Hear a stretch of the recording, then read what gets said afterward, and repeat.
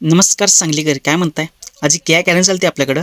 त्याला एक नाही seat cover, lamination, ambient lighting, मागचं रिफ्लेक्टर आणि बाकी सगळ्या ॲक्सेसरीज बसवत होत्या. त्यामुळे एक नाही 2 दिवस गाडी आहे की नाही दादांनी आपल्याकडे सोडलेली. कामाची सुरुवात करून आहे की नाही पहिला गाडी आतनं पूर्ण ओपन करून घेतली आणि मागे आहे की नाही छोटू भाऊ आणि साजिद भाऊ दोघांनी टल्ल्या डगून नाही की नाही रिफ्लेक्टर बसवायला सुरुवात केली. आणि इकडे आमचे राहुल भाऊ आणि रंजन भाऊ दोघांनी सीटा बाहेर काढून नाही की नाही सीट कव्हर बसवायला सुरुवात केली. हे बघा, हे त्यांनी सीट कव्हरची आहे की नाही ऑर्डर दिली बघा, प्रीमियम क्वालिटीमध्ये मंगोली लेदरची. आणि ही त्यांना आहे की नाही आत ॲम्बियंट लाइटिंग करायचं होतं बघा. झेड प्लस सिरीजमध्ये हे आहे की नाही कोझो कंपनीचं मागवलेलं.